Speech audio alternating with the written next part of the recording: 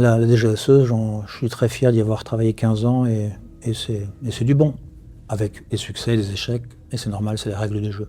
Tout à l'heure, vous parliez de diplomates qui sont des espions, parfois. Parfois. Est-ce que vous diriez que dans toutes les ambassades, il y a des espions? Ça dépend les pays concernés, mais en tout cas, les grandes ambassades, les grands pays, il y a toujours, oui, chez les Britanniques, vous aurez toujours un espion. Chez les Américains, vous aurez toujours un espion, les Russes, toujours un espion, les Chinois, toujours un espion. Et la France, très souvent un espion sur date de crise, en tout cas. La DGSE, elle a abandonné l'Amérique du Sud, par exemple. On n'a plus de poste, voilà. Donc, dans toutes les ambassades d'Amérique du Sud, rassurez-vous, si vous êtes dans un de ces pays, il n'y a pas, rassurez-vous ou plaignez-vous, mais il n'y a pas d'espions dans ces ambassades-là. Selon vous, des films ou des séries comme Spy Games, Homeland ou Le Bureau des légendes, c'est réaliste ou pas du tout?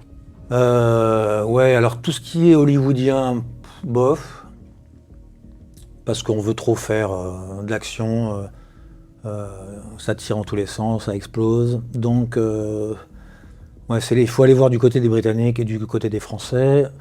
En France, on a la chance d'avoir un réalisateur de talent et qui adore l'espionnage depuis tout petit, et donc Éric Rochant. Et donc, son film Les Patriotes, que j'adore, est projeté à tous les jeunes espions de la DGSE parce qu'on leur montre en illustration comment se monte un dossier d'environnement et un tamponnage ensuite, c'est-à-dire au moment où on a suffisamment d'infos et de leviers à utiliser sur une cible humaine et qu'on va ensuite lui proposer la botte, enfin il la retourner et la faire travailler pour un service de renseignement. Donc Les Patriotes, c'est pour moi de loin le meilleur et le plus réaliste.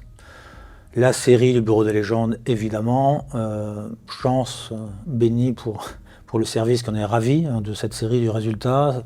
On a maintenant pas mal de générations BDL qui ont rejoint Le Bureau des légendes parce qu'ils ont vu la série, enfin qui ont rejoint le service parce qu'ils ont vu la série.